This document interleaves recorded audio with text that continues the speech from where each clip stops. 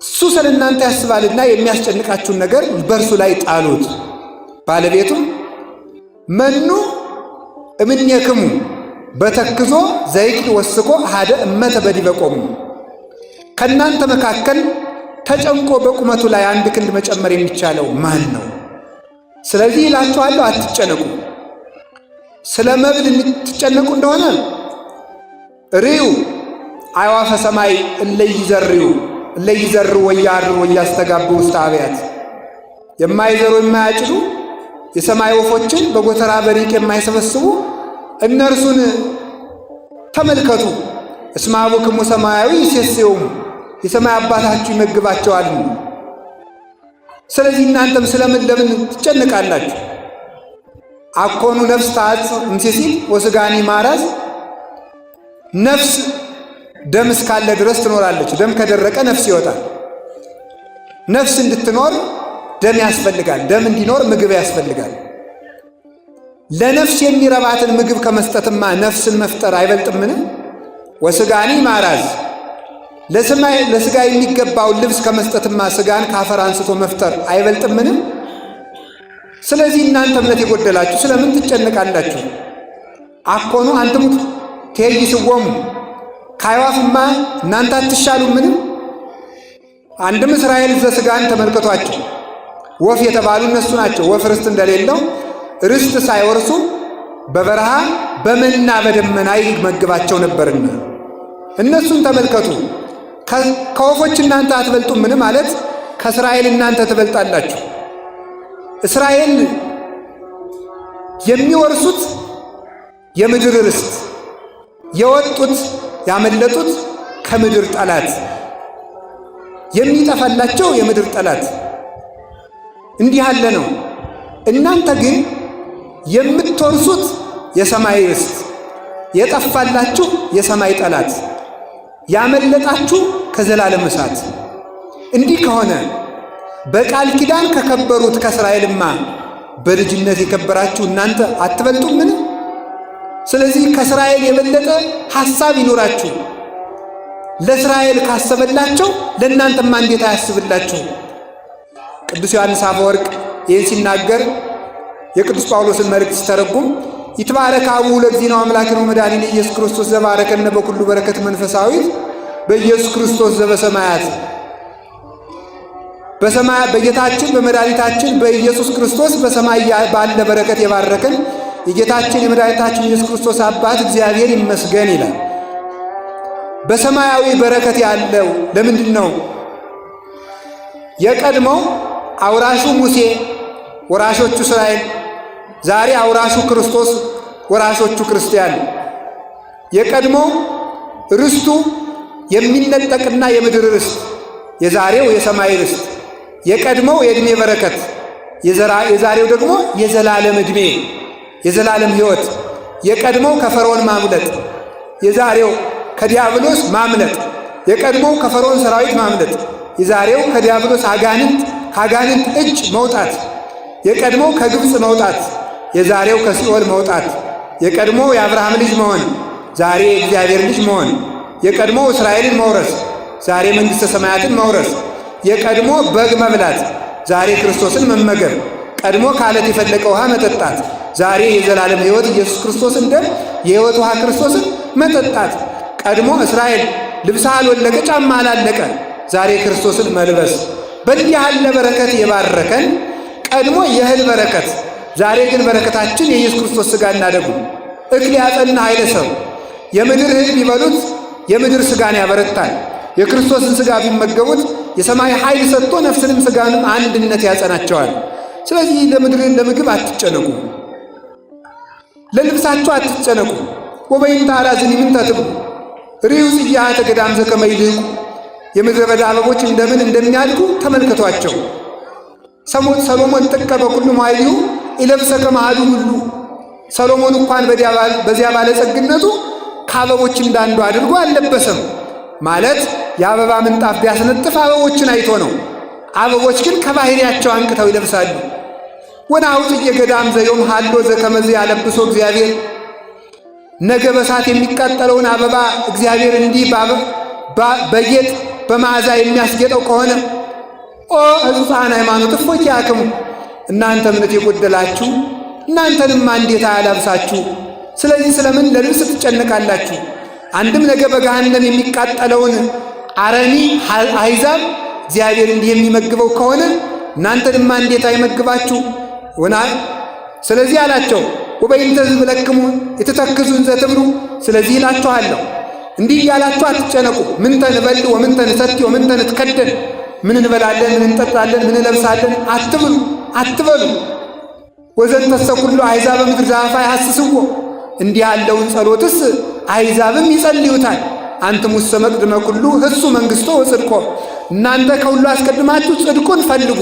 ወኩሉ ይትሰከክሙ ሌላው ይጨመረላችኋል አለ። ሌላው ዳረጎት ነውና በጽድቅ ላይ የምድር ሀብት ይጨመረላችኋል ማለት ነው። ሊቁ ቅዱስ ዮሐንስ አፈወርቅ ይህንን ሲተረጉም ምን አለ? ንሕነሰ ወለጥነ ሥርዓቶ ለእግዚአብሔር እኛ የእግዚአብሔርን ሥርዓት የእግዚአብሔርን ሕግ አገላበጥ ነው አለ። እሱ አስቀድማችሁ ጽድቁን ፈልጉና የምድሩን እጨምርላችኋለሁ ብሎ ነበረ። እኛ ግን መጀመሪያ የምድሩን ኋላ ጽድቁን ስለምንፈልግ ወበይንተ ዝንረክብ አለዛቲ ወይለን ታክቲ በዚህ ምክንያት እኛ የሰማዩንም አናገኝም የምድሩንም አናገኝም ብሎ ይነገራል። ስለዚህ ስለምንም ነገር አትጨነቁ። የሚገሉ ሰዎች ያስፈራሯችሁ እንደሆነ ደግሞ እንዲህ ብላችሁ አስሙ። ኢትፍርህዎሙ ለእለ ይቀትሉ ሥጋክሙ ወለነፍስክሙ እሰይክሉ ቀቲሎታ ሥጋችሁን የሚገሉትን አትፍሩ፣ ነፍሳችሁን መግደል አይቻላቸውምና።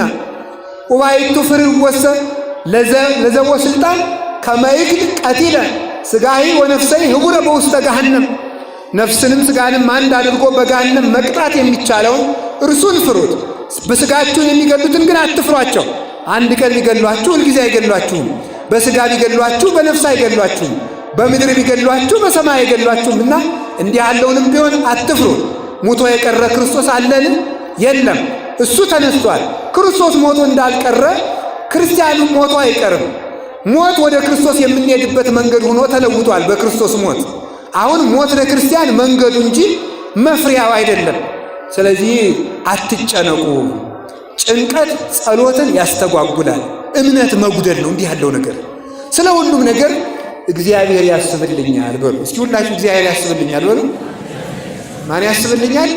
እግዚአብሔር ያስብልኛል ካላችሁ ልባችሁ ይሰበሰባል። ሌላው ለሚጨምርላችሁ ነገር ደግሞ ምንድን ነው? የምንጸልዩን ነገር መስማት ነው። በጸሎት ጊዜ መሳተፍ ያለባቸው አካላት አሉ። ምን ናቸው? እግር ይሳተፋል፣ እጅ ይሳተፋል፣ ዓይን ይሳተፋል። ከዚያስ ደግሞ ምንድን ነው? ጆሮ ይሳተፋል። ጆሮ ሲሳተፍ ልብ ይሳተፋል። ልብ ከታሰረ ደግሞ ከዚህ በኋላ ሁሉም ነገር የተሰበሰበ ይሆናል።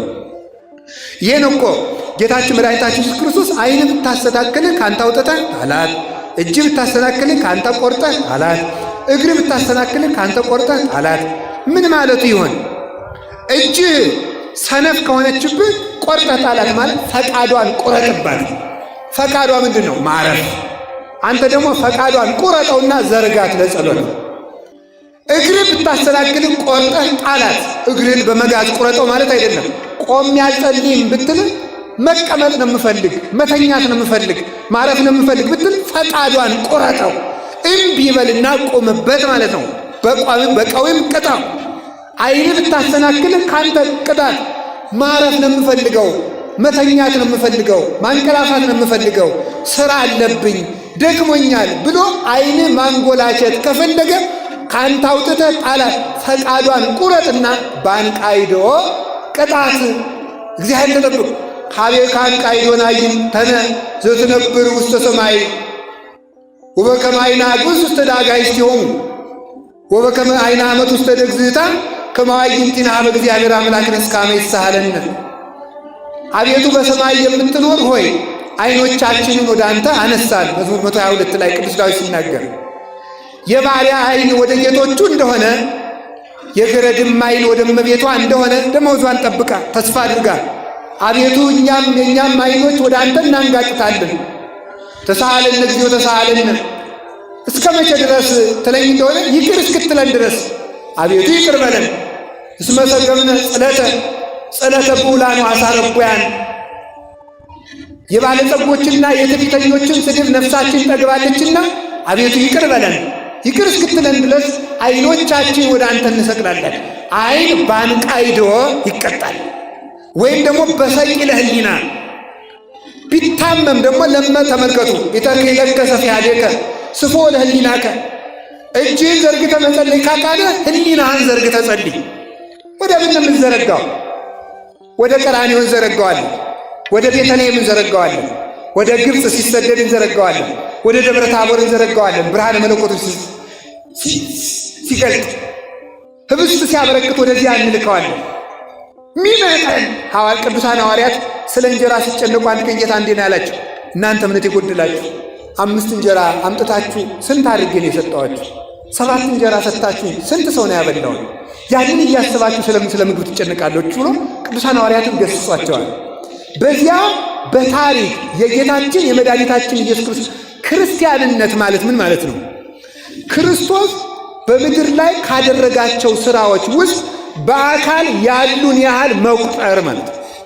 ተራራ ሲወጣ በተራራ ላይ ቁጭ ብሎ ተገኝቶ አብሮ መገሰጽ፣ መርከብ ውስጥ ሲገባ አብሮ መግባት፣ አብረን እዚያ ውስጥ እንዳለን በእኛ ላይ የነገር የዝሙት የኃጢአት ማይበል ሲነሳብን የዚያን ጊዜ ምን ማለት አለብን? በእውነቱ አቤቱ ንቃ እግዚኦ ለምን ትትነጉም አድነን እግዚኦ ከመ ንሙት እንዳንጠፋ አድነን ብሎ ከመርከቢቱ ውስጥ እንዳለን አስበን ከነገርነው መድኃኔዓለም እንደዚህ አድርጎ የሚወደው ነገር የለም። ትናንት የሰራውን ነገር እንደሚያስታውሰት አድርጎ ዛሬ የሚወደው ነገር የለም። አይሁድን እኮ የሚወቅሳቸው እኮ በዚህ ነበር። አባቶቻችሁ ያልገደሉት ነቢይ ወዴት አለ? ለአባቶቻችሁ መና ወርዶላቸው ነበረ። እናንተ የነቢያትን መቃብር የምትሰሩ የተለሰናችሁ መቃብራት፣ ያን ሁሉ ነገር ተመልከቱ። ሙሴንስ ብታምኑት ኑሮ እኔን ባመናችሁ ነበር። አኳነ ዘአስተዋድየክሙ ሀበ እግዚአብሔር አላ ውእቱ ሙሴ። ተመልከቱ፣ ያስተዋድየክሙ እናንተ የምታምኑት ሙሴ ስለኔ ይከሳችኋል፣ ስለሱ ነግሬያችኋለሁ ብሎ እግዚአብሔር ሰውን የሚወቅሰው አንዱ በታሪክ ነው። እግዚአብሔር በታሪክ ይወቅሳል። ሰው በታሪክ የሚወቅሰው ምንድን ነው? ራበኝ ብለህ የምትጠረጥረኝ መና ሳወርድ ያደረግኩትን ኃይሌን የት ረስተኸው ነው? ፈራው የምትለኝ በኃይል ከፍዬ ማሻገሬን የት ጥለኸው ነው? እሳት ፈርቼ ካድኮ የምትለኝ ለሦስቱ ሕፃናት እሳት ማብረዴን የት ጥለኸው ነው? አውሬ ፈርቼ ካድኩ የምትለኝ ለዳንኤል የለጎንኩትን አናብስት የለጎንኳቸውን የት ረስተሃቸው ነው? ውሃ ሞላብኝና ፈራው የምትል ለሐዋርያት የገሰጽኩትን በኃይል የት ጥለኸው ነው? ለእነሱ ያበረርኩትን ነፋስ የት ጥለኸው ነው? እግዚአብሔር የትናንትናውን አይቶ የሚታመን ነው። ለዚህ ነው ቅዱስ ጳውሎስ ኢየሱስ ክርስቶስ ዘትማልም ወዮም ወክመ ውእቱ እስከ ለዓለም፣ ክርስቶስ ትናንትም ዛሬም ያው ነው ብሎ የተናገረ ከዚህ የተነሳ ነው።